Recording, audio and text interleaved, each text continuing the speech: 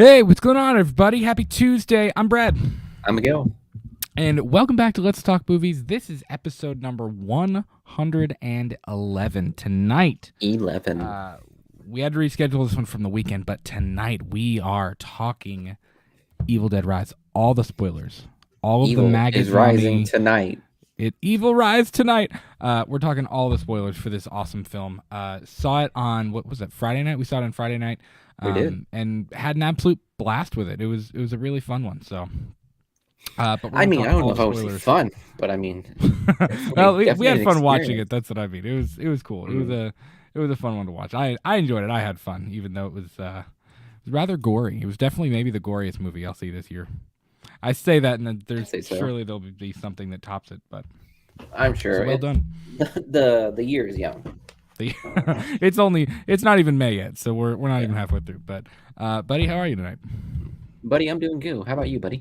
I am good. Why are we saying buddy so much? Hey, buddy. What's up, buddy? Hey, buddy boy. It's such an easy word. Buddy boy. I'm doing well. It's been kind of a busy afternoon. I told Miguel a little bit ago. I left work on my way home. I had to stop doing errands. Stopped at the gas station.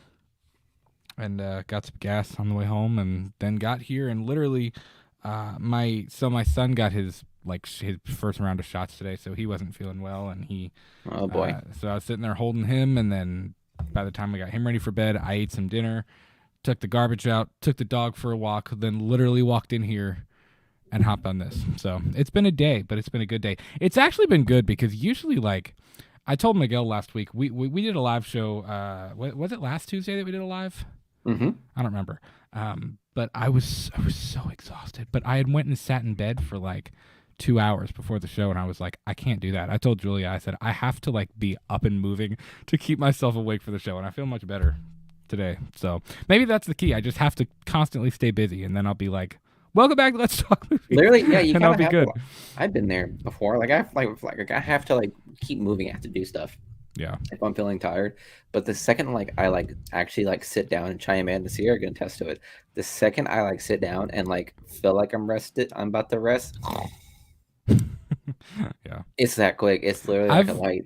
Listen, I've been on the phone with Miguel before, and there's a long pause, and I'm like, hey, and he's like, what? I'm like, were you asleep? He's like, yeah, I did. I fell asleep. Oh, okay. But yeah, I'm borderline insomniac. Yeah, I will definitely sleep on your ass.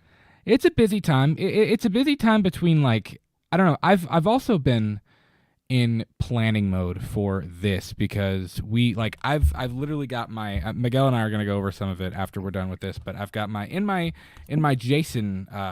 He's got the journal here, bro. That notebook, I'm sure, has some really old notes from the show, doesn't it? It actually doesn't. I got this for Christmas.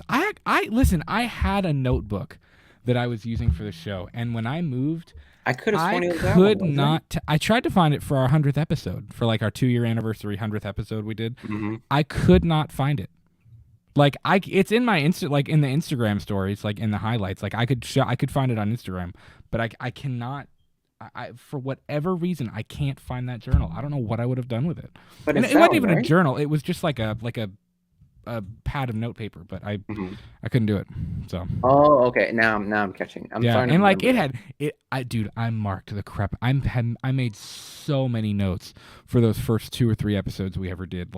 It's pages on pages on pages of stuff, and it's funny. I tried to find it, and I don't know where it's at. You lose everything. I mean, when you move, you lose a ton of stuff that you're like, I don't know where that is, and I'll probably never see it again. You just happen to lose one of the most prestigious mementos of our career. Yeah, but it's okay. So I've got this one, and I'm going to try to start using it a little bit more. I used it when I first got it for the new year, as my I wrote down my New Year's resolutions for the channel, essentially what I wanted to do, and I've more or less stuck to it. And this last month has been a little. I've been trying to get a video out every week, and this last month it hasn't happened. But I mean, it's hard. Life gets in the way because it is what it is. But the key is to never have any expectations. Simple as that. To quote the wonderful Jeff Goldblum, "Life finds a way." Life finds a way. And I'll leave you with that. But I don't think life found a way in this one. I'm not gonna lie in this No, it movie didn't. though. No, life did not find a way. It Yeah. was rather bleak. Listen, the first thing I told Julia, Miguel and I talked before, and we were both like, they are not going to want to see this, Julia and Sierra. Like, there's no way. And I think we both talked about it. Like, I think when you were like deciding like what the times were what the times were. Damn. Are you okay? Is there I had like a burp / hiccup right there. Do you have an alien inside of you? Like, what's going on? Anywho, so yeah, when we were talking about showtimes and we were gonna watch this, I mean, the both of us kind of just assumed, like, we didn't really like ask, but we kind of just knew. We were like, this is not gonna be something the girls want to watch. No. My dad did go with us though, and because he's a horror fan too, and he really enjoyed it. He was a little worried it was gonna be slow at first. Like, there was the opening of it, which we're not in spoiler territory yet. Which I'm sure anybody watching has seen it already, but we'll get there in a minute. But like, the opening happened, and that was pretty dope. And then by the time we got to the intro to the family and things like that, he looked at me and he was like, "It's gonna be slow. It's gonna be slow." I was like, "Hold on, give it a minute. Let's let it pick up a little bit." And it did. It's fairly straight to the point, actually. It kind of is. I mean, honest to God, like it doesn't really beat around the bush all that much. I mean, yeah, it really doesn't. It gave you like some quick backstory, but I mean, at this point, I mean, like, for how small of a cast it was and how small of a setting it was, I mean, yeah, it pretty much went straight to business, like, almost immediately. So yeah, for sure. I mean, that I admire. So yeah. Josh Boyd is in the chat. What's up, Josh? He said Bruce has 2 cameos. One fan should find, and the other is a more tricky one. I actually didn't see either, which I've seen it once. If I went back and watched it, I might find it. I didn't notice it either one. And Miguel had mentioned the dude, the homeless guy, when she leans out the window and she's screaming for help, but it's storming and he can't hear or whatever. She was like, maybe that's Bruce, but I don't know. I don't know. Josh, am I right on that one? I feel like it is. And I would have to go back and watch to really pay attention. I wasn't really looking for that. I was more like trying to pay attention to the story and the characters and the intricacies of that. So well, you're not the right type of fan. The right type of fan is always fake fan. Yeah. You're a phony. He's a big fat phony. But nevertheless, it was a fun one. So, a couple of things going on in the news today. Also, CinemaCon was today. Well, started today. Got the new Flash trailer. I wanted to get a reaction out for that, but it just again wasn't in the cards for today. And at this point, I'm like, I've watched it already. I'm not gonna react to it. I've already seen it. Dope trailer though. I have high hopes for it, man. It sucks that the whole Ezra Miller thing is what it is. You know what I mean? But what are you gonna do? Yeah. We'll leave it at that. Yeah. And then also they released the trailer for the Equalizer 3, which, listen, I love the first Equalizer film with Denzel Washington, but like, where was Equalizer 2? Like, why do I have no recollection of that movie at all? Are you serious? Equalizer 2 is pretty dope, dude. It had Pedro Pascal in it and everything. I don't think I've seen it. I couldn't even tell you, like I can't even picture a scene. Like, I've seen the first one quite a few times. I actually really enjoy it, but when I saw that it was like the big trailer for the Equalizer Part 3, I was like, there's a Part 2? I don't know. I think it's the final chapter too, if I'm not mistaken. It is, which is a shame because I feel like it would have been, because that would be the end of like I don't know. The Equalizer and John Wick are all about like that was like the what's it called? It was like somewhat of a subgenre. It's like, like the hidden, like the real quiet, but extremely skilled killer. Like, it was nobody. Yeah. Nobody was one of it. The Equalizer was one of it. John Wick is obviously one of it, and just a couple more. It was like that little like subcategory of like what these actors play as, and I mean that was one of them. The Equalizer is obviously a reboot of a TV show, but nonetheless, it's it was pretty much the same gist. Like, I enjoyed it. I thought it was a good movie. I mean, I don't know. It's one of those films where it's just like it's a fun action flick, and I really enjoy it. But so yeah, I'll have to check out Part 2 and then go see Part 3 because I did enjoy the first one. Also, I guess they didn't necessarily mean to, and I told them it was okay, so I really should be mad at myself. But I had the ending of John Wick 4 spoiled for me, and I was like, okay, damn. Okay, do you know what happens at the end? No, not really, but I can pretty much kind of assume. Probably guess what Yeah, happens at the end. Yeah, yeah. they went and saw it. My parents are big John Wick people. They've loved every Bro, single one of them. I don't think people realize. I don't think people give like John It's Wick the amount of good. respect it does. Like that's Oh, very it's rare for good. like It's very good. a franchise to be consistently good Hmm. and better with the sequels. You know what I mean? I think I liked part 3 better than I liked part 1 or 2. I think so, I and actually really I enjoyed think part part 3. 3 was probably the most highest rated movie there Yeah. right now. So I mean, that's pretty good considering how Wait, even considering Keanu Reeves isn't like the highest caliber actor. Let's be honest. I think he's good. Keanu's just Keanu, man. Like I mean, yeah, but he's you just know what I mean? he's his own guy. Well, that's what I mean. Like he's a typecast, kind of like Ryan Reynolds is. He's always going to be the That's fair. I could see that thing. So Keanu Reeves is going to be like that, except whenever what's it called? Damn, I forgot the movie, but you know the one I'm talking about. As soon as it comes to my head, I don't. Yeah, he's always he just has his way of acting, and I just He does. It's not Oscar winning, but it's good. Wow, harsh criticism for Keanu Reeves, man. Bro, From I Miguel. love Keanu Reeves. I was just really surprised with how well he was able to pushing this. There was a movie. I don't remember what it was. Was it Crazy Rich Asians? Where he plays like a dick? Oh my god. There's no. some movie that my parents showed me, and it's a comedy. Like it's supposed to be funny, but like as a flip because he's such a nice, cool dude. Like I know the one he you're talking plays about. this pretentious prick in this movie, and it's so funny. Like it's so weird seeing Keanu Reeves be like a douche to everybody. It's really, really funny. I swear it's gonna be on the tip of my tongue because I know I it forget what always it. Let me. I maybe. Yes. Yeah, it's a good movie. Yes. That's a good movie too. But I mean, look at it. He's got like, I don't know. He has like the same. I don't know. He just never changes his expression in all of his movie posters. Yeah. It's the same like face in every single one of them. Is it really? Is it Always Be My Maybe? Yeah, always be my maybe. Why do I not see? Where is that? There it is. It's like 2019. It's fairly Yes, new. it's Always Be My Maybe. Yes. Mm-hmm. And he plays himself too, which is like hysterical. That's Yeah, a but funny. he's like That's a funny movie. I enjoyed that. I he's like watched a that with my twat. parents. Yeah, it's pretty good. Yeah, it's a good movie. Tommy Knocker, the horror guy. What's going on, buddy? Hey guys, I completely missed the Henrietta name on the pizza box. The Evil Dead Rise. I'm getting rusty. Apparently, there were a lot of things that I missed, like Easter egg things, But to be fair, I like Evil Dead. I'm not like an Evil Dead fanatic like some people are. There are some people that probably noticed a million different things about what the record was saying when it was on and things like that. Like I'm not that kind of fan. I appreciate it. I like them. All of them actually. It's one of the better overall franchises, like consistent wise. But I didn't catch some of those intricate things. And if I rewatched it, who knows? Maybe I would catch a little bit more. Is the second Bruce Campbell cameo? I'm calling it right now. So it's the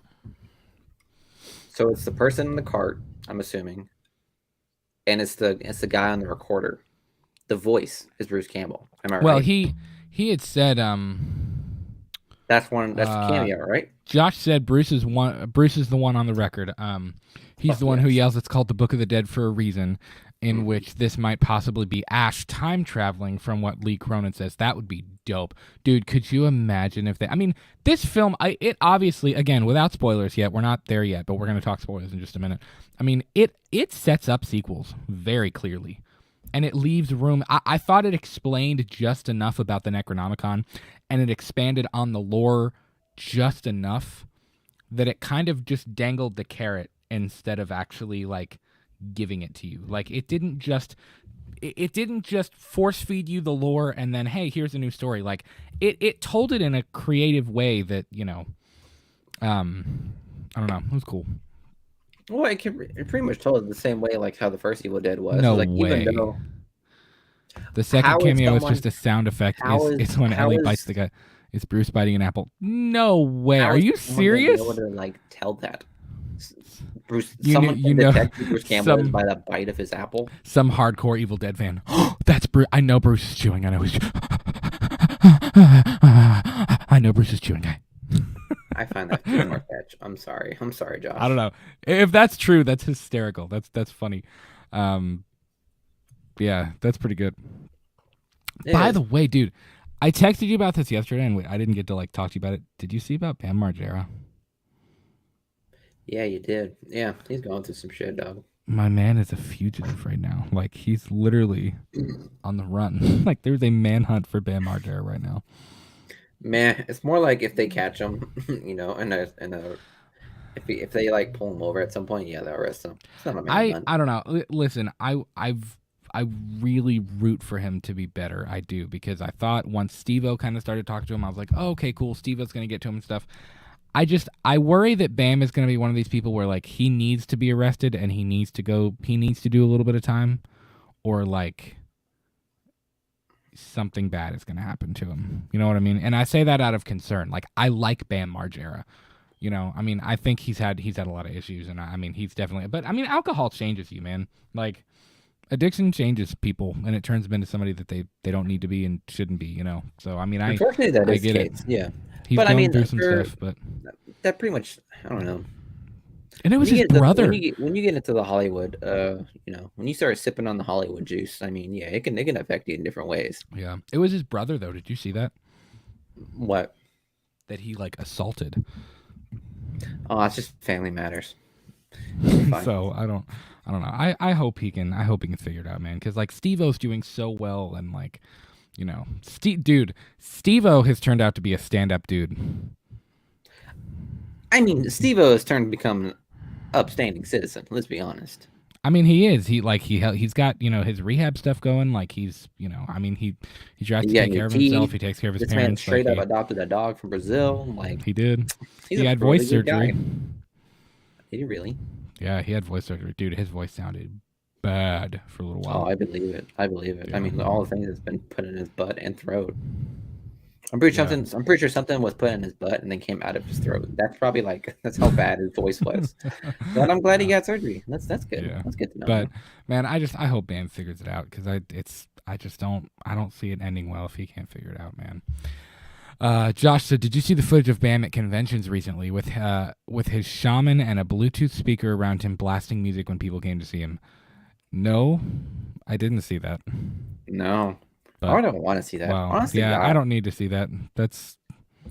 I feel like people that know about people that know what's going on with Bam Margera, like why would you even bother want to go see him at conventions? You know what I mean? And like certain events. I don't know. Like, it's kind of like, why would I want to put myself in that kind of position? Like, yeah, yes, I would see a famous person, but like that's probably the last famous person I want to see right now. Well, and like whoever represents all things considered. Whoever represents him, I mean, like it's funny that you brought that up, Josh, because if you guys follow Sean Clark's channel, he did an episode of The Thing with Two Heads with 3 other dudes who do what he does with Convention All Stars, like they're personal appearance agents, and they book these people for conventions and things like that. What a job! I know, it's awesome. It's a lot of work, but it's awesome. But, like, you know, they were talking about, you know, because Sean brought up what he did with Ted White, who played Jason, where I believe he had Alzheimer's and he had to talk to his wife and be like, hey, he doesn't need to do conventions anymore. Like, and Sean asked them, they were like, is there anybody that you've, like, had to pull and be like, they're not right, like, they shouldn't be doing this? And, like, I feel like whoever Bam's agent is, like, I feel like as an agent, you have to have the frame of mind to be like, okay, he's not well. Like, I mean, it, like, Josh, you said that in the chat a minute ago. Like, it's not like he's just had a recent, like, bad turn. Like, I don't think Bam's been doing very well for a while now. Yeah. So, like, he hasn't been on the up and up. He shouldn't for a few years. But so I mean, I wish the best for him. I enjoyed Jackass as a kid, which I think every teenage boy enjoyed Jackass as a kid at one point. But I couldn't really enjoy Jackass as a kid back then. But really? I enjoy what it is now. I went on a kick for a while, like when Viva La Bam was on and Wild Boys and all that. Like, I watched that all the time, ate it up, couldn't get enough of it.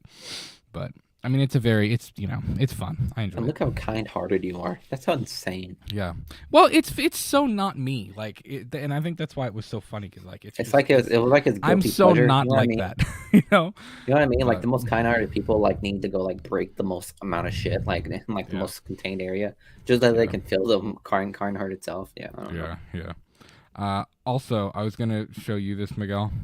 So my bank account is about to take a massive hit thanks to Trick or Treat Studios because I about said like I thought he was gonna pull up his bank account. I was like, no. dog, like this is like So if you look at my second. checking account, I'm like, this is like the second dumbest thing you've ever done seen you account do. number ending in, but thanks to Trick or Treat Studios, my account's about to be dry. Not really. But So which one would you want, honestly? I'd go for number honestly 2. I'm for sure getting 2 of them. I'm not getting the one on the end. I'm not getting the ripped up H2 mask. This I think seems kind that's of pointless. I don't care. 1000% I'm getting the H2 hospital mask. That is I have wanted that mask like I kid you not. I'm one of the people like I will tell you Rob Zombie's Halloween 2 has thousands of issues with it. Like it has a million problems. And if you go watch our H2 revisited show we did last year's Oktoberfest, I go into some of those issues. But that hospital scene is just it's one of my favorite sequences in the entire franchise. It's legitimately scary. It's one of the few times I've been like, damn, Michael is scary in this scene. Like I'm actually kind of afraid of him. And that mask, I have wanted that mask for so long. So I'm for sure 100% getting that. But I think I'm also going to get the 2007 version too, the cracked, the one to the left of it. So definitely the middle 2 I'm going to order. Not going to order the ripped one. I'm on the fence whether I want the clean one or not. I'm not sure. I don't know. It just doesn't seem Rob Zombie. You know what I mean? Like Rob Zombie seems more like the traditional mask for like the middle 2. You know what I mean? Yeah, and these like are from Wayne. And yeah, these are from Wayne Toth's like actual mold too. So this is the actual mold from the film. Oh damn, that's impressive. Yeah, dude, that is gonna be a pretty bank. I'm not gonna lie.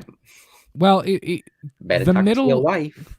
The cracked versions, the hospital mask and the 2007 version, those will probably run me $120 or so. Hey man, so that'll be $120 for 2 of them. But I don't know. I'm on the fence whether I really want to go for the clean one or not. Because part of me is like, when am I gonna get it again? Like, you know what I mean? I'm just like, I might as well just do it, but we'll see. we'll see. Josh said the one thing Rob got right with his Halloween films are the mask. I love the Halloween Age mask in the Part 2 H1 as well. The half face mask is man. Yeah, it looks so like. Don't worry, you're in the same camp as like literally 90% of the fan base, honestly. So, I think a good collection of people just did not like the fact that we saw half the face pretty much off. Yeah, like it looks so scary when he's in the hospital and it's all bloody and it's dripping, like the rain is dripping off and you can't see his eyes and he's just kind of making his way through the hospital and like it's terrifying. But then every time I see the ripped one where half of it's missing, I'm like, oh, it's Tyler Mane. Or like, hey, it's it's Tyler Mane. Yeah, you know, yeah. Hey, it's Sabretooth. When's Hugh Jackman gonna pop out? Like, it doesn't. I don't know. It doesn't do it for me. It's stupid. It gets me thinking. Like, I feel like Tyler Mane has something in his contract in regards to the point where like he's like, my face has to be seen in this. You know what I mean? No, I don't think it was that. I think Rob just wanted his face to be seen. I think he wanted that. So. Well, that's what I mean. Like they knew that Tyler Mane's face is like pretty like important, so he has to be seen at some point. Yeah. But even like, how do you? I don't know. Part of my issue is how do you display that well? Like when I display my masks, like I don't have one readily available right here to show you. But when I display them, I black out the eyes. I put something back there, whether it's like black felt or like I paint the head black or something. Like I black out the eyes just because it looks better. But like how do you display that? Unless you have a bust where it's got the beard sticking out and things like that. Like I don't understand how you display that and make it look Make it look good. I don't know, like that, like a black little bus right there. I mean, that works, right? I don't know. Who knows? But Oh well, it's not going to his place. yeah. I don't know what I think about it. Yeah, somebody who orders it, let me know. Let's talk Evil Dead. So we went and saw Evil Dead Rise on Friday night. We were gonna go get some wings before at Buffalo Wild Wings, and Yes, please rip Buffalo Wild Wings if you want. Did not happen. Bro, I love the fact that need to because get he invited some additional staff in there. Bro, so I was literally like off work, and Brad was like telling me this whole plan of what's gonna happen. Like, dude, we're gonna get dinner. We're also gonna get popcorn and drinks. I'm like, first off, that sounds like hell in my stomach. And I was like, but nonetheless, like I'm a drive away. Like, to be honest, like I'm not gonna make it. And he says, don't worry, man, we'll save a seat. And then I was like, because he was supposed to be at like around 5, if I'm not mistaken. It's supposed to be 5. You're supposed to be there, have dinner at 6, and just wait for the movie to start. And like I get off work at 5. So I was like, look, man, I'm not making this movie. I'm not making dinner. But for some reason I drive and I'm like at the exit of where we're gonna go. And he was like, hey man, so we just got our seats. And I was like, literally 45-minute trip from Miguel leaving work to arriving there, and we've sat there and waited because I had picked my dad up after work, and my mom was at work, so she met us there, and we had time to. The three of us waited there for a while. Then my brother and my nephew and his girlfriend showed up, and then Miguel showed up, and then we finally got our seats, and it was like I was sitting there looking, and it was like 40 minutes until the movie started. And we had just sat down, and I was like, bro. It was so funny because P came up to me. I don't know. He was the first to say hi to me, and I was like, I have some bad news for you guys. I came here yesterday. It took me like 15 minutes for me to get to go order. Just so you know. So like, but B-Dubs has always been slow, and like I didn't know how to tell you because obviously don't text and drive, kids. So I was like, I can't tell him right now. Like I gotta wait till I get there so I could tell him as quick as possible. So as soon as I saw Peter, I was like, Peter, you're better off just going like somewhere else because you're not getting your food in time. Well, so there we were. So my mom and my brother and them stayed at B-Dubs, and Miguel and my dad and I hopped in my car and we went over and got a cheeseburger from Culver's and then went to the movie. So it was a time leading up to it, but finally got in there. So spoiler-free thoughts before we kind of dive into the spoiler stuff. Overall, I like to do this. My biggest compliment to the film is the cast. I thought the casting and the casting choices were, absolutely fantastic. Alyssa Sutherland and Lily Sullivan, literally, maybe 2 of my favorite performances I've seen this year. Seriously, like the duo of them together, like I legitimately believed they were sisters. The character development kind of leading into the events that happen in the film in the apartment complex, really well done, extremely well acted. I'm gonna be real. I wish the Academy would recognize horror a little bit more, because I could see Alyssa Sutherland being nominated for an Oscar for that performance. I thought it was that good. I mean, I really did. I'm not gonna lie. I looked at you like halfway through the movie, and I was like, bro, I'm not gonna lie. The reason why she was cast in this movie is because she has a really expressive face. Like, I was like, bro, she could convey fear into the heart. She's good. Genghis Khan with the way she looked in this movie. I was like, because I knew from the get-go, like, she was the reason why I was sold in this movie. The way Sutherland was just looked in the trailers, and the way she acted, and the way the makeup did through the peephole. I was just like, bro, like, this looks sick. This looks pretty rad. Even Lily Sullivan, she looks like an early Deadite. Like, I was vibing with this. Yeah. Oh. Like, even Lily Sullivan's character, though, who played Beth, what I liked about her character was that, she had a roughness to her. Like, at the beginning of the film, she was tough. She was grunge. And she was kind of grunge, but she also had this... She had a touch of emotion to her, and I enjoyed that, and I kind of enjoyed seeing her, like, transformation into... well, I can't say that without it being a spoiler. pause. But Pause. like her, I enjoyed her character development. Even the kids, the 3 kids, man, killed it. Bridget, Cassie, and what was the kid's name? Was it Danny? Morgan. Was that? I'm looking at the cast list and I'm trying to remember Morgan, who. Gabrielle, and who's the young girl? Nell Fisher. Yeah. That's Cassie. Cassie, Danny, and Bridget. Yeah. But man, everybody, the entire cast killed it. Even the extra people that were just kind of the neighbors that were just there. I mean, it was like it was awesome. So I don't know. mean, Like I think that's something I loved about this movie too was how well contained it was, how small the setting was, and how small the cast was. I mean, when the cast, if you count it, probably like 10 or 11 people. It wasn't a very really big not cast. that much. It wasn't a big cast, but it was a really, really good cast. But real quick, Maga, what's going on, man? Maga Cat and our buddy Austin is in the chat. What's up, Austin? We're doing awesome, man.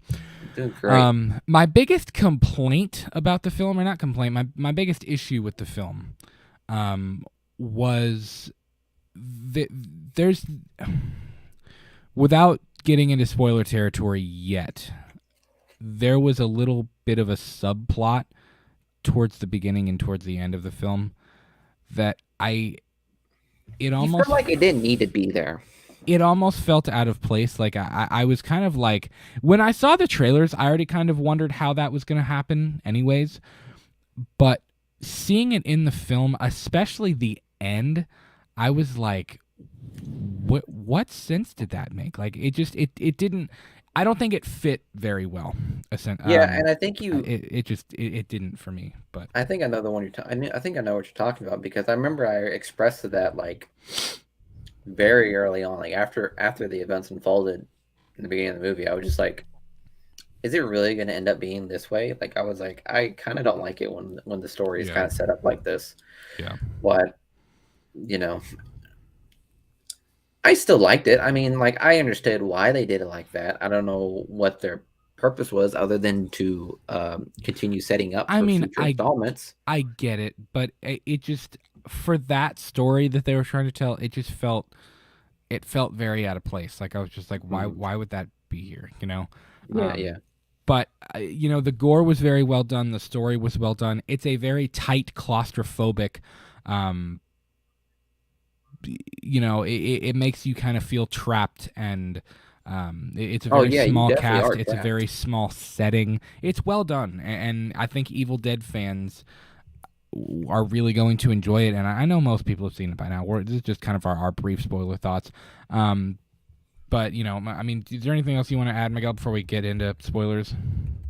I mean, in regards to like how I reacted to the movie without spoiling it, I mean, I thought I enjoyed it fairly well. I mean, I'll say this: it does push. Someone said, I remember I saw in the comments that it didn't push the boundaries far enough, and I was like, I think it pushed it really well. Yeah, I was like, I thought it pushed boundaries pretty well. Like it pretty much said no one is safe in this movie. I mean, everyone was like, everyone was at risk in this movie. I'd say that, like, right, anyone can go at any point in time, and I truly felt that like throughout this movie.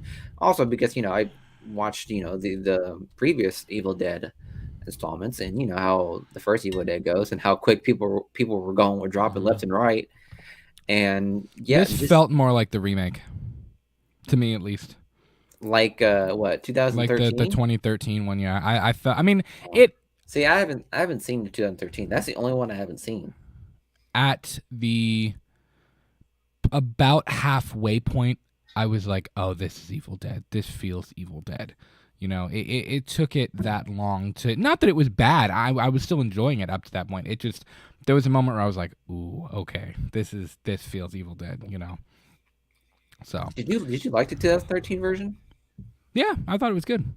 Oh. That's due for this whole series is due for a rewatch. We'll have to hit these up on Purely and Simply Evil at some point. But yeah, for sure. I don't know. I just didn't really particularly find the need to watch Evil Dead. But I mean, I don't know. I think if I had to guess, I would say probably 2013 Evil Dead is. I'd say Evil Dead Rise is probably more contained than Evil Dead 2013. It is. Like gore. It's a very and Like the gore stuff? Yeah. Oh, I don't know if I'd say that. I think it was actually it was a pretty gory movie. It was a pretty gory movie. There was a lot, but Yeah. So let's do this. We're gonna hop over to spoilers. So I just put the spoiler warning in the chat. If you have not seen Evil Dead Rise, if you're listening after the fact, whatever, goodbye. We'll see you later. So when everyone died, no, I'm kidding. Let me say this. So quick. I no. So as I said. My favorite thing about it was the characters. I think what made it harder and the biggest shock of the movie to me was that they killed the 2 older kids. I did not expect any of the kids to die in this movie. Oh, I did. Really didn't.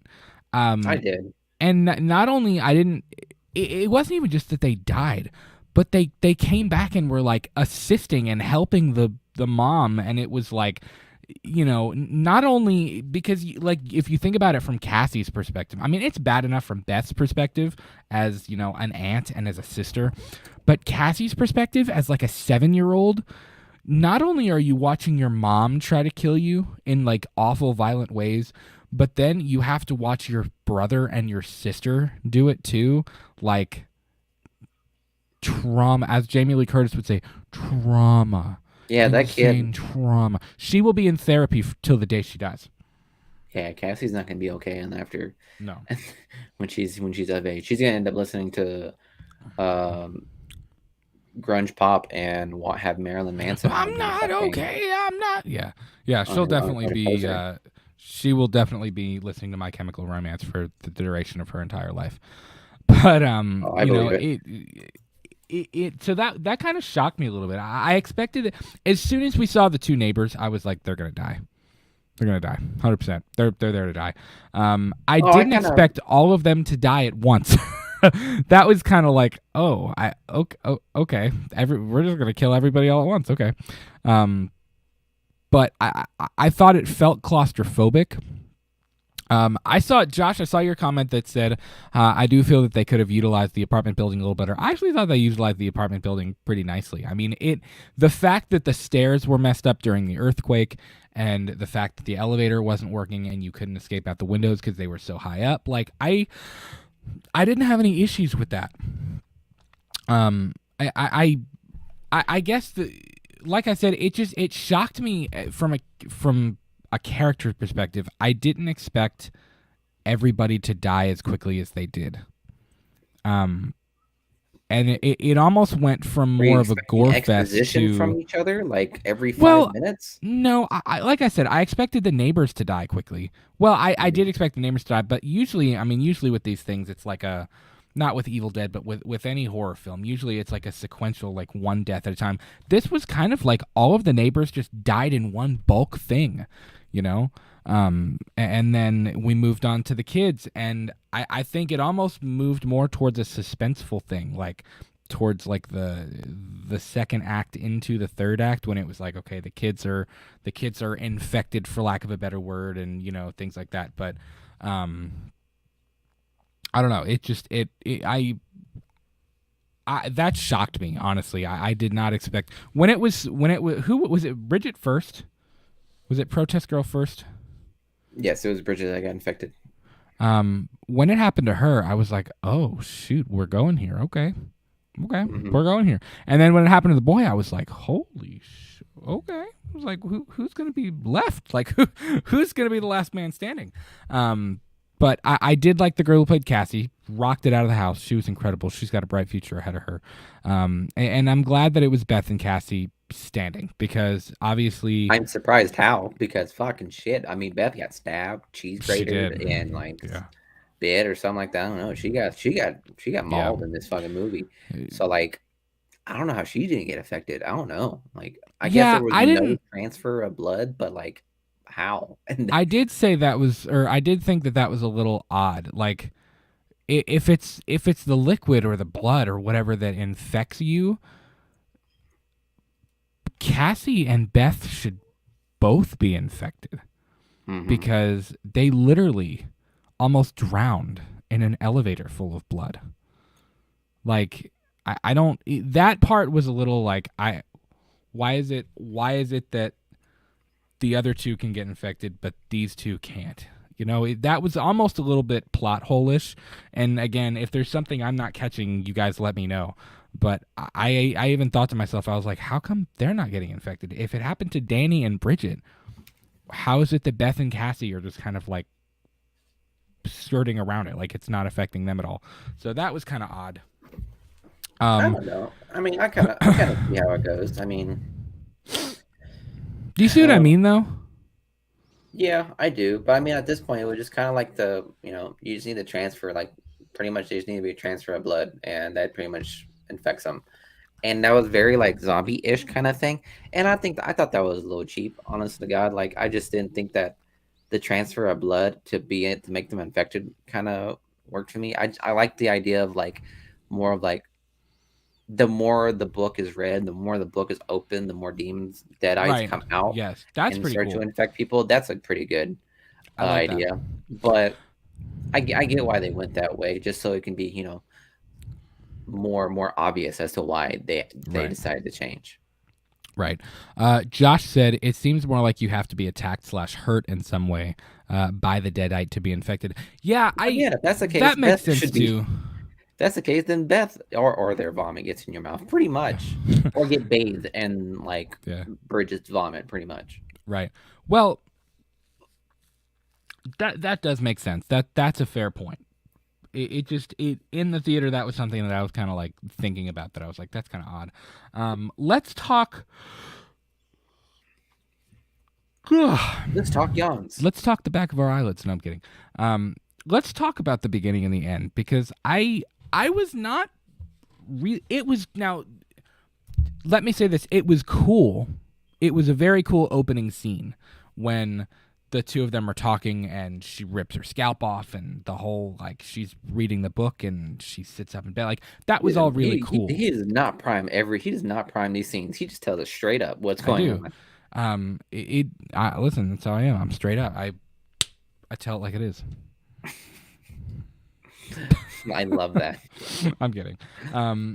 But I thought it was a cool opening scene, and the opening credits, holy shit, it was so cool when she lifts up out of the water and you see Evil Dead Rise lift up above the trees. I was like, that's sick. What an awesome, I sound like I'm from New York. Awesome. What an awesome. I'm channeling my inner Italian family here. But it was such an awesome title card to see that rise above the trees, and it was so cool. But as soon as it cut away, I was like, okay, but how does it tie into the rest of it? Like, how are we going to get from over here at this cabin off in the woods all the way over to this group of people in an apartment building? Like, it felt very disconnected for me. And when it cut to, like, what did it say, like the day before or something like that? Like, one day. It was literally like 24 hours. And I was like, that's when I looked at you and I was like, are we really about to do like a prequel-ish kind of thing? I was like, I didn't like that, because that kind of contains the story to what it's supposed to be. Like, it's like we already know what it's gonna lead to. I just wish. So, like, I felt like that kind of cheapened the story as a whole. Yeah. So, like, I'd have much rather started out, like, with Beth in the club on a Tuesday. I agree. Well, but I just didn't feel like it was the right type of way to start the movie. But and listen, here's another thing, Josh, and this kind of goes against what you said a minute ago. If you think to the end of the film, when we see the events leading into that, and she finds the wood chipper and the blood and everything everywhere, she doesn't get vomited on, or she doesn't get any of the blood in her eyes or her mouth or anything, and because somehow she becomes, because the demon is now out of the body, because the deadite is now out of the body. And that's where I kind of felt like as if. But then why didn't it infect Beth or Cassie? That's what I was going to get at. I was confused as to why Beth didn't get infected. But then again, if you think about it, like, throughout the movie, we're just following it. It's every time the deadites get injured, there's like a fucking 5 to 10 minute pause where they just have to fucking reboot. You know what I mean? Yeah, that was kind of odd too. Like, every time, like, there was a battle with one, like, they would, like, literally she would just go, and then it'd be 10 minutes later. Like, what? Yeah. you know?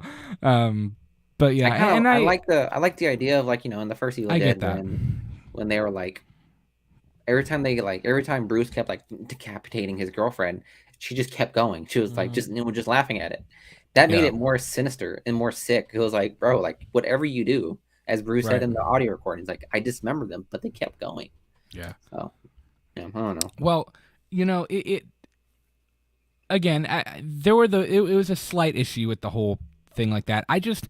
I felt like the choice to do the cabin thing, it felt too far removed from what was happening in the current events of this film for me. Now, that's me. I don't know what the answer is, what else they could have done. Again, I think I would have just started with Beth in the club. Everybody in the club, I would have just started there.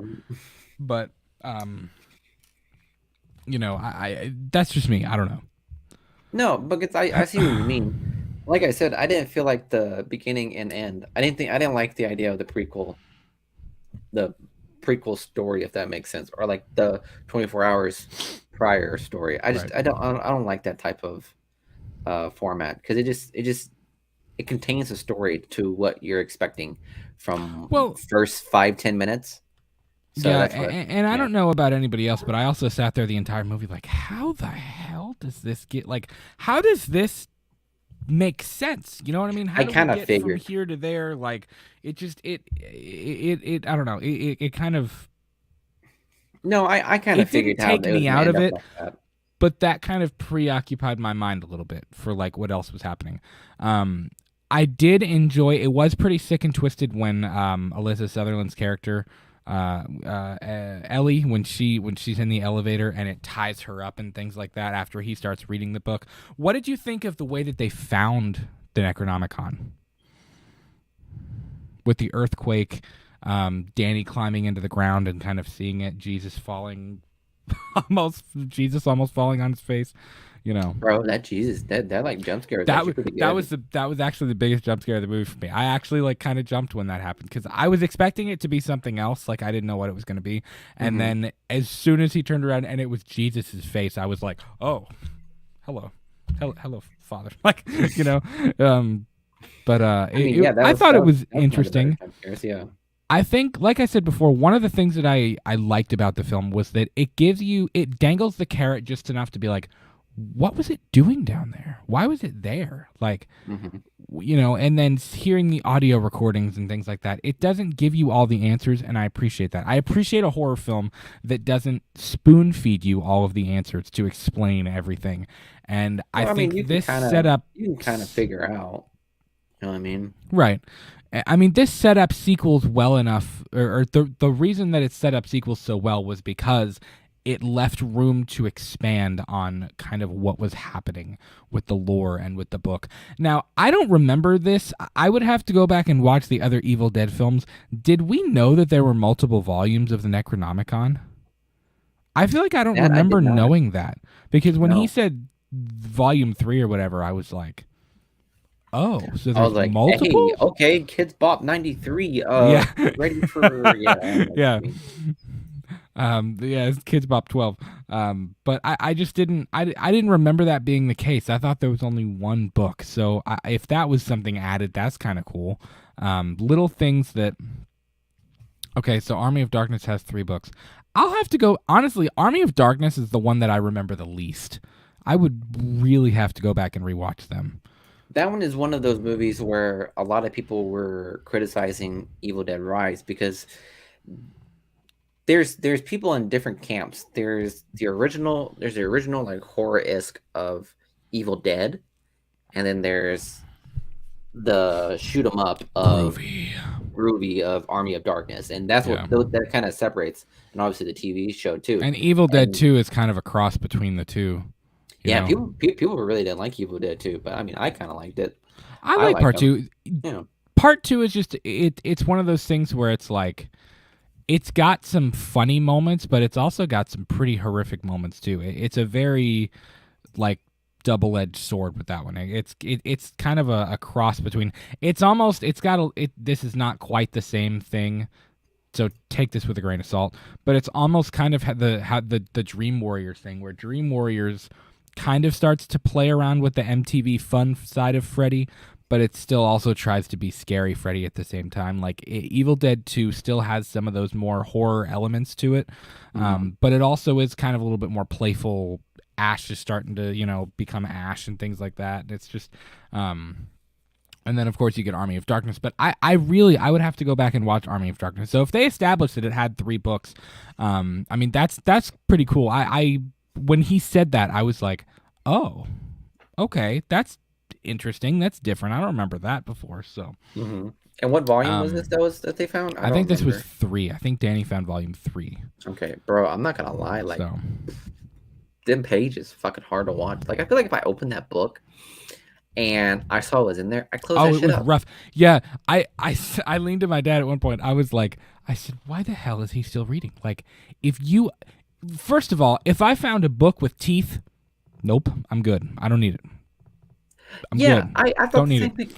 But then when you cut yourself opening the book with teeth, and the book with teeth starts moving, and you see all these awful images of like people being tortured and dying and all these things, I'd be like, nope, bro. Yeah, and I just slam it shut, put it back where you got it, and put that thing back where it came from. Or so help me, boom, boom, boom. And Bridget, I remember Bridget was saying like you were like shut this book up. We're taking it back. And then I don't know what Danny's fucking mind was coming from. It was like, bro, but like, why are you gonna read that? Like, I feel like as kids of that age now, of that generation, you know enough. Yeah. And it's funny because at one point in the film when he's like, this is all my fault, I was like, yeah, it is. It pretty much is. Yeah. 100%. It is. Rosalie's here. What's up, Rosalie? Hi. Hope you're having a good one. But yeah, I was like, yeah, dude, it is your fault. Like, you should have stopped reading. When it started moving, you should have stopped reading. It was time. It was time. Bro, when the books are liking the drop of blood that you just lost, I'd be done. Yeah, I'd be like, yeah, it's going back. I don't care. Yeah, it's not freaking Little Shop of Horrors. Like, it should, it shouldn't be like that. But Josh said, I think the second book is supposed to be the one in Evil Dead 2013. That'd be kind of sick, actually. And it'd be cool if you said, or what'd you say? What if the girl that rises out of the water is the demon girl that comes out of the ground in Evil Dead 2013? That'd be sick. I doubt it. That'd be pretty dope. I mean, well, it says right there, I think at the end of the movie, like the girl that's going to Lake House gets taken by the Deadite that Beth just finally, subdued. So, yeah, I don't think so. That'd be also really cool, though. A realism thing. The girl whose scalp got torn off, bro, she was alive for way longer than I feel like you would have been. Like, I feel like that would do you in pretty quickly. Like, if your brain is exposed and like the top of your skull is exposed, like I feel like that's kind of like, okay, you're done. And she was literally sitting on the dock like, yeah, she was pretty dazed. And the fact that old girl was just following her while she was like slowly going back, I was like, oof, man, that's some rough shit. But I feel like wouldn't that kill you pretty quickly? I don't know, man. I've never been scalped. That's fair. I hope you're never scalped, Miguel. I hope that doesn't happen. Thank you.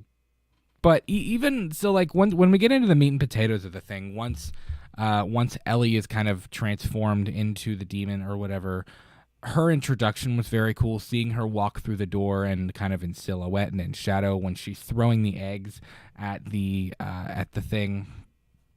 That was cool. She was the best. She's probably one of the better Deadites I've seen in a long time. 100%. She is one of the scariest things about this franchise. Like, I'm being serious. I would love to interview her and to like figure out how she got into that role. That'd be really cool. I'm serious. I think it's Oscar worthy.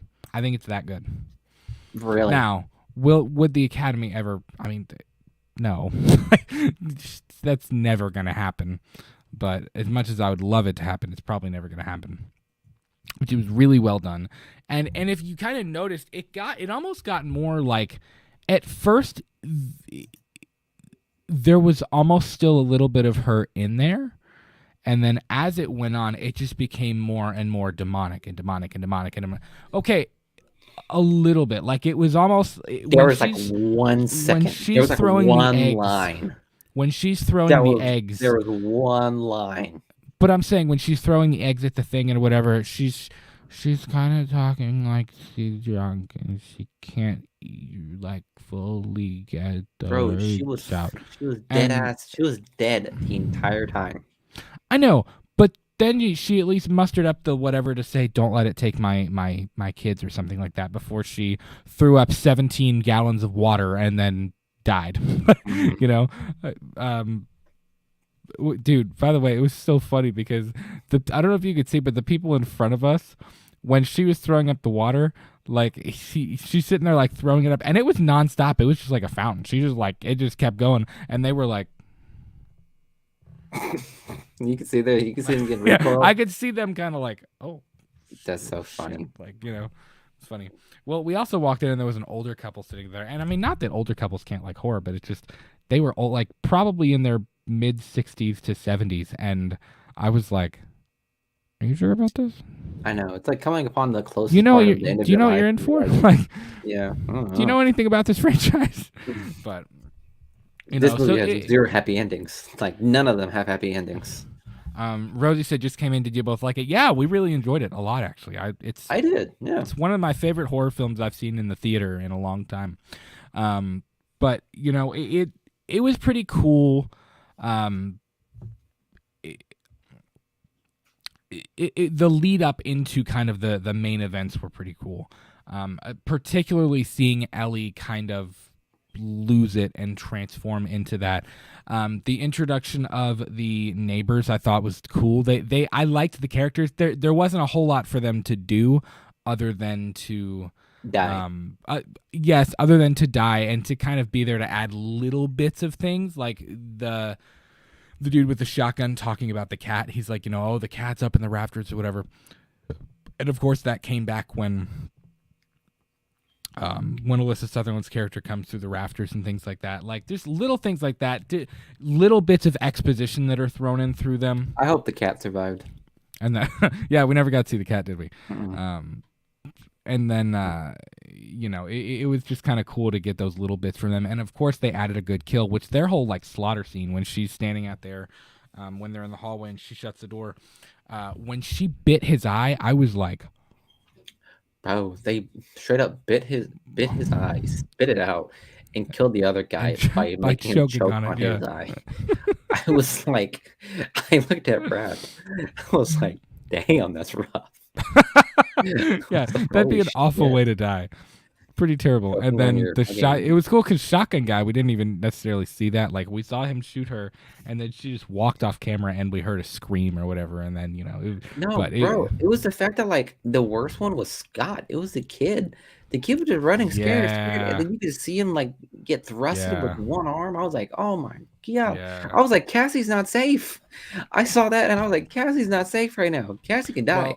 And another really creepy moment is when the kid is dead. He's laying out there, and Cassie hears her mom singing to him, and you get the sense that it's like, okay, it's a song that she sings with Cassie, like, you know, and she hears him singing to the kid, and that's when she starts to talk to her. You don't look so good, Mom. Nothing that a big old wet kiss from you would fix, bro. Yeah, she was. The people creepy. The people scenes were pretty freaking sick. Like, I'm not gonna lie. Like, that's nightmarish right there. But I wanted to talk about like the big like the moment the moment Ellie like goes full blown deadite where they're trying to like cool her off, because she was obviously like, you know, burning up, and then like when she just fucking recoils and jumps onto the top of the bed. Yeah, that was the moment where I think it fully takes over. That was deafening, dude. Like, and that was going on for like about a minute or two. Are you talking about in our theater? Like, yeah, dude, they needed to turn the volume down. There were a few moments where I was like, can we turn the volume down? Like, it was so overly loud in the theater, and not typical movie theater loud. Like they legitimately needed to turn the volume down for this film. Like, it was so loud when she did that shriek thing. I was like, we crossed the threshold of what comfort was in that movie. That's kind of what I meant by I don't think it fully had her yet. When they cool her off and she finally like wakes back up and then she hops up out of there and she's standing with her thing up on the, she's kind of bracing herself. It was really gross. It's like, so here's the corner of the wall. Her toes went like gripped the wall. I was like, oh, that's nasty. But she does her scream. She falls in the water. And when she sits up and when she says about, like when they say mom and she goes, Mommy's with the maggots now. And then she like kind of hops out of the water and stuff. I was like, oh, here we go. Here we go. This is whack. Yeah. This is it.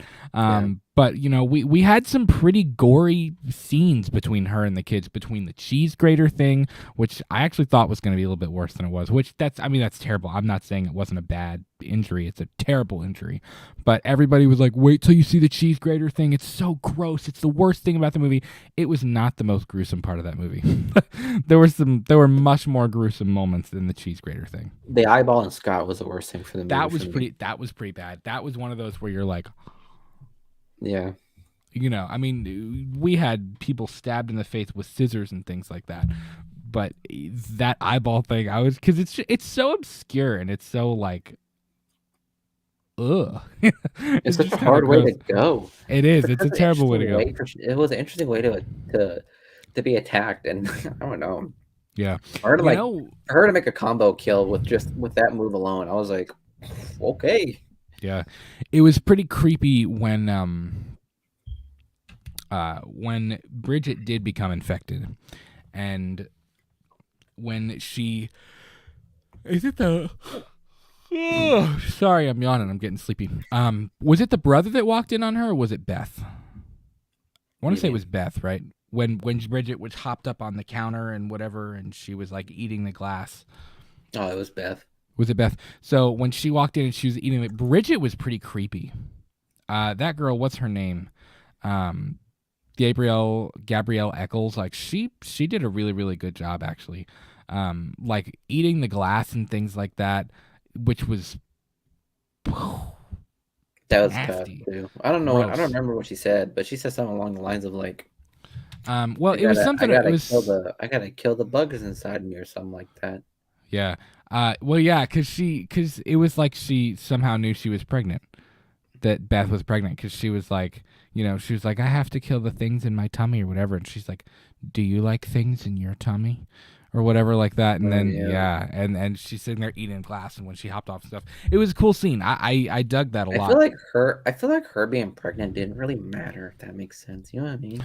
Oh, I think it mattered to an extent, because it's like, I think it would just add a level of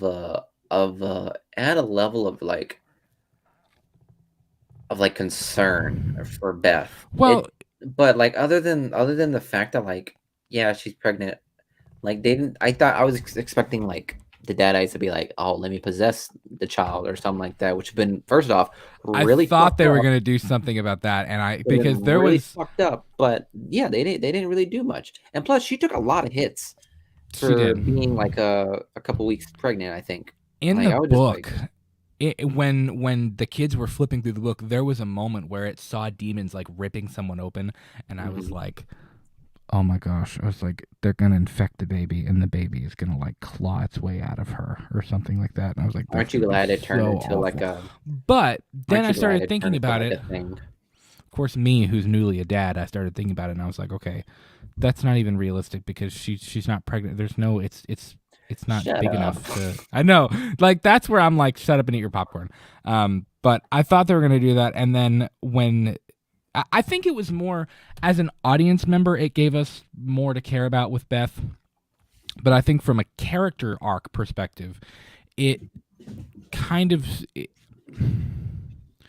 from an arc perspective, even though it wasn't necessarily always talked about or it wasn't always in the foreground, it still...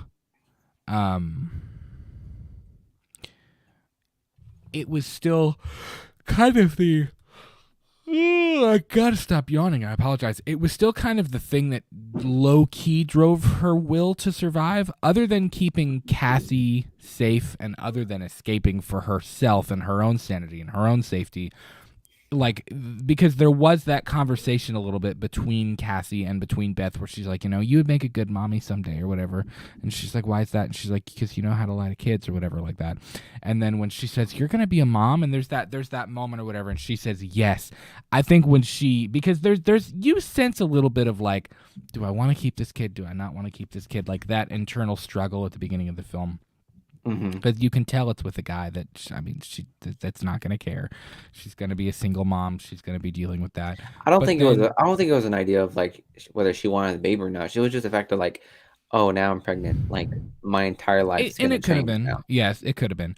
But there's also, I think, when she realized when Cassie says, I don't remember how she actually said it, but when she says, you're going to be a mom, and she's like, yes, I am, and we're getting out of here. That was her moment of like, okay, I am going to be a mom because we are going to escape and we're going to survive this. So that was, I think it mattered in that respect. It wasn't like some massive plot point that we talked about constantly, but it was always kind of there, and I think it kind of drove the motivation for the character. I was going to say, it was like a character-driven thing. Yeah. It mattered more to her necessarily than it did for the audience, Yeah. But it was cool her going back and trying to like listen to the tape backwards and things like that, and trying to use her skills to figure it out or whatever. Super creepy when Alyssa Sutherland came through the rafters and we saw her climb down the wall, and she sees her in the reflection. She sees her in the reflection of the window behind her. That was pretty cool. That was a neat moment. It was. And I love the fact that she, whenever she uses her nail and becomes a record player, I thought that was really yeah. Like, that was one of those like, oh, that's really cool. One of those like funny like Deadites kind of having fun kind of thing. But that's one thing I kind of missed was the fact that like, yeah, the Deadites are like really dangerous and stuff like that, and they're here to kill. But like, I mean, they're there to toy with you too. They like, can also be low key funny. Yeah, like, they're there to pretty much play with their food kind of thing. Yeah. Like that's how it was with the first Evil Dead, with when Ash is trying to deal with his girlfriend, like how she was just like there, just like pretty much torture the man for like the entire night, and that was like brutal to say the least, because that was pretty much like half the fucking movie. Yeah. So I mean, yeah. So I like that sense because it also gave the Deadites some level of personality too. It's funny. There was Lee Cronin who directed the film. Somebody had posted a picture, like a comparison of Ellie doing that with her fingernail, and then Stitch doing that when she's playing Elvis and Lilo and Stitch does that, and she's opening his mouth and shutting his mouth, and it's like, that's so funny. And it's the sound coming out, and Lee Cronin was like, if you know, you know. It's just funny because it's like the same kind of thing. Josh said, I didn't mind it, yeah. Josh said it seems like Beth went to see Ellie for advice on what to do, and towards the end of the movie is when it really hits Beth, and seems like she's decided to keep the baby. Yeah, I think that's it right there. I think between Cassie talking to her about it, and that's her reason to get out of there, and that's her, again, that's like the motherly instinct kind of thing, which just kind of takes over, and it's, I think that's her. Other than keeping Cassie safe, I think that's her motivation because you have to remember, I mean, at that point in the film too, she knows that if she dies, Cassie's going to be alone, and I don't think she wants Cassie to have to grow up alone and to go through this alone. So she obviously wants to get out for herself and for her baby, but I think there's almost a little bit of a motherly thing for Cassie as well, even though I know she's her aunt, whatever, but you get the idea. So, but I thought the character development for Lily Sullivan's character was really well done as well. Let's talk about kind of the ending. So when she stabs her with the scissors and they finally make it out into the hallway, she's got the shotgun, she's shooting them, and she's kind of dismembering them or whatever. Bro, I did not expect the Rat King moment. The what? Like the Rat King moment, like the Last of Us Part 2 type thing. What do you mean? Where they all combine together. They're in The Last of Us Part 2, the hardest boss in that game is there's a type of infected that is just a bunch of infected like together, like molded together in a blob. And that's essentially like, let me Well, yeah, I'm following now, but like, yeah, that scene right there, I kind of was very surprised by that. I was like, wow, they really went there too. Like, Yeah. I just thought all of them would end up chasing her or whatnot, but then they decided to go full on like the Thing. You know what I'm talking about? Yeah, it was super, super reminiscent of the Thing, or I'll show you like right now, like that's the Rat King in The Last of Us Part 2. And it's literally like it's like a bloater, but it's different infected that have been like grown together as a part of it, and that's kind of the same like vibe as it was with this as well. And I did not expect anything that monster-ish towards the end of the film. You know, I actually thought, okay, they're going to kill Ellie and then it's going to be the other ones trying to kill them. But when they all combined like that, I was like, that's pretty sick. And I thought it was creative even when they finally did get downstairs past the blood pooling up the elevator and all that stuff. When they finally, cool. I thought it was a cool Easter. That was pretty cool. Like The Shining. Very Shining-esque. When they did get downstairs, I liked that we didn't see it at first. Because I kept being like, what is this thing going to look like? Like, this is gross. What's it going to be like? And the fact that we only saw, like, little tiny glimpses of it, or it was in shadow, or when, like, the whole moving around the car thing and trying to be quiet, stuff like that, I thought it was very well done. And the final fight scene, her pulling out the chainsaw was really cool. The wood chipper thing was cool. I saw some people that were like, this is stupid. Why would there be a wood chipper in a parking garage in the middle of the city? Like... Because Sam Raimi declared Shut it. up and eat your popcorn. But yeah, because Sam Raimi said it was so. He okayed it. So, you know. Because how else are you going to kill this thing? I mean, it was exactly. kind of, it was the same way how like I knew the shotgun that was used by by the neighbor was going to end up being the shotgun. Because you know how like in Evil Dead 1 and Evil Dead 2 they have like both the shotgun and the chainsaw. Right. And I knew I was like okay, here we go. Oh, there's the shotgun. And then when I saw the chainsaw, I was like, oh, we're gonna get the scene. We're gonna get the raining blood scene, and I knew we were gonna get it. And as soon as we got it, I was like, this is what I want. I said, this is enjoyable. I love this. So I enjoyed it I enjoyed those little tidbits that we got, little reminiscence of the previous movies. And again, like how else are you supposed to fucking defeat a monster of that magnitude? You know, like unless you're gonna dismember it one by one in like a full like slash and dash them kind of frenzy, like no, you're gonna get that. Well, and it was pretty cool too, like when during the final fight, when she finally gets it in there and the wood chipper and it's dying and things like that, when Ellie's I'm getting the characters mixed up. When Ellie's decapitated head is kind of taunting her and she's yelling at her and she's telling her she's going to be a crappy mom and all this stuff, like whatever. And, she's like, you're not my sister. And even I think Cassie says something about you're not my mom. Like my mom isn't here anymore or whatever. You're not my mom. When she like finally gives her the final blow and gets her in the wood chipper. It was cool and it very bloody film. This I wonder if it was almost uncomfortable to be soaked in that much blood. Let me ask you this for the duration of your shoot. Let me ask you this though: Did you like notice how similar a scene looked in this movie as compared to a certain other horror movie?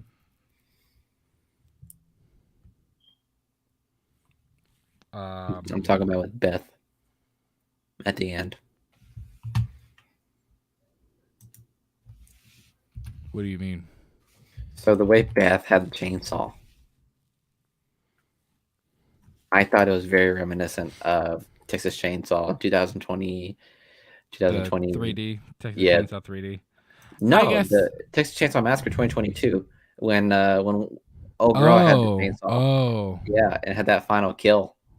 Oh, maybe. I was like, oh god, this looks so much cooler, but I don't like it. I don't know. It had a little bit of. I actually did kind of think about it like the end of Texas Chainsaw 3D when old Bert can't get around can't get around the good book, Bert. When he's kind of like falling in the wood chipper and Leatherface like cuts his hands off to try to like just get him in the rest of the way. It was a little bit like that, but I think this was done much better than that was, Mm-hmm. Again, Texas Chainsaw 3D is a movie with a million problems, but I love it. I feel like we were not talking about the same movie. We weren't. We were talking about two different Okay. movies. I know what you're talking about. You're talking about the new garbage that was Texas Chainsaw Massacre. Yeah, I'm that. talking about this was a Halloween 2018 to the original one, and it's very controversial. It's not one that people seem to enjoy very much. The one with Alexander Daddario and where that's Do Your Thing, cuz. Yeah. Yeah, that's that one.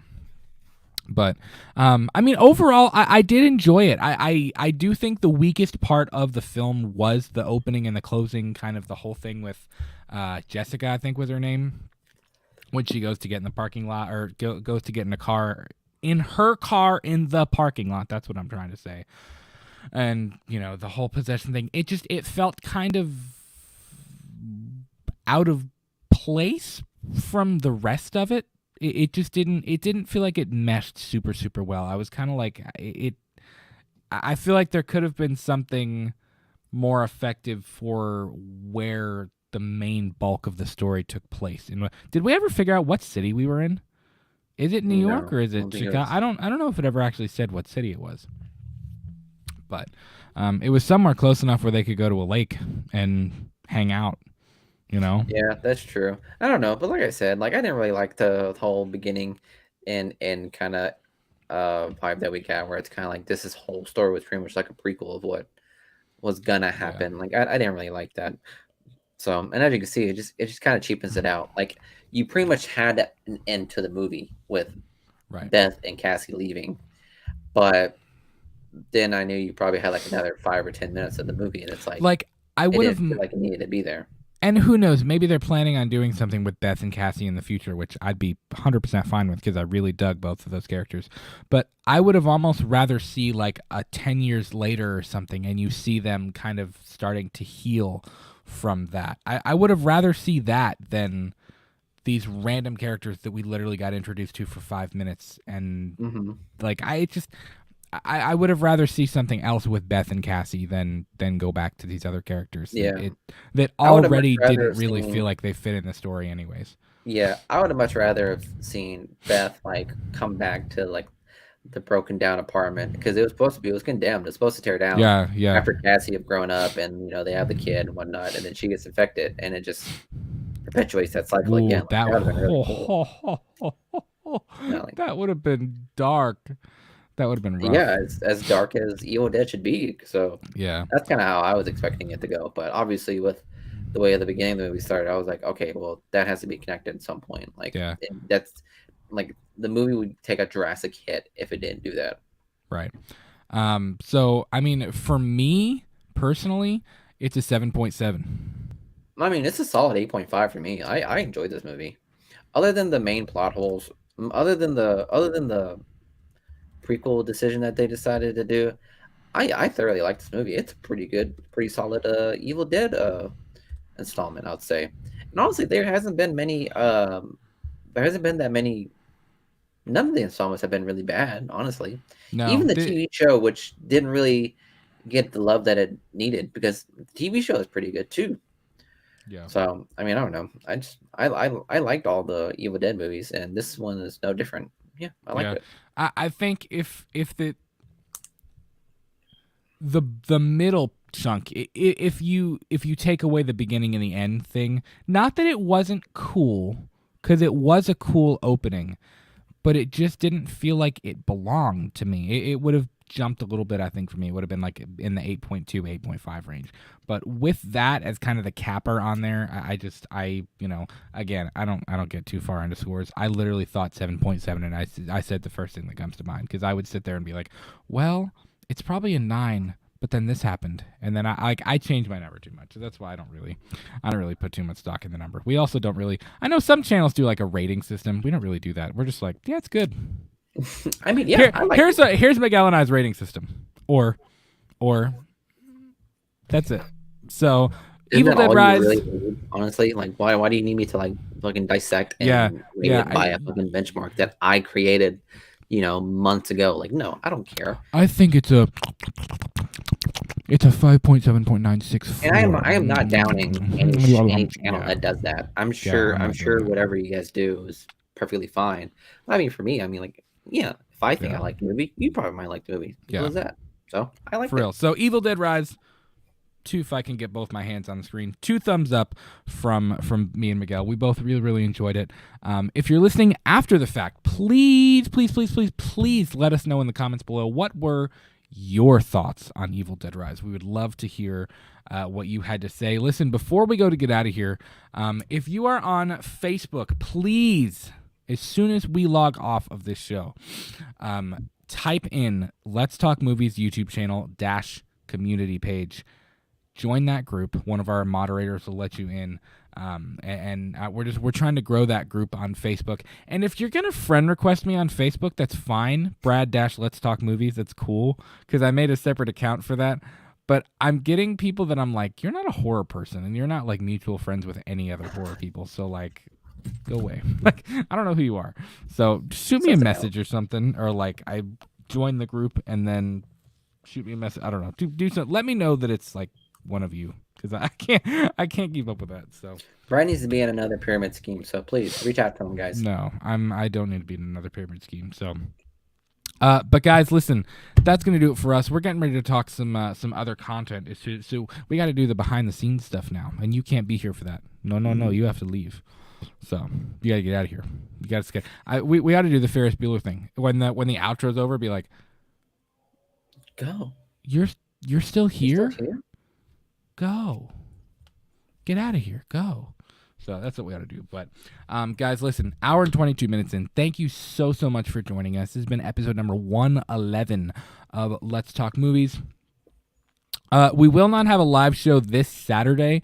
I'm going to try my best to get a video out. There's a video I've been planning that I want to try to get out on Saturday. I haven't filmed it yet. I'm going to try to do that tomorrow or Thursday. But listen, thanks so much for hanging out with us. If you haven't already, be sure to leave this one a like. Join that Facebook group. You can follow us on Twitter, Instagram, and TikTok at LTM Podcast KY. We do new shows every single week at 8:30 p.m. Eastern. And guys, as always, be good to each other. You are the absolute best. We love you, and we're super excited about the next half of the year. Really, I know first half has been a little strange. It's been an odd year so far. For the channel, at least, just because like personal lives have been crazy, but we have lots planned and we're getting ready to plan some more. So we love you. Peace. So, peace.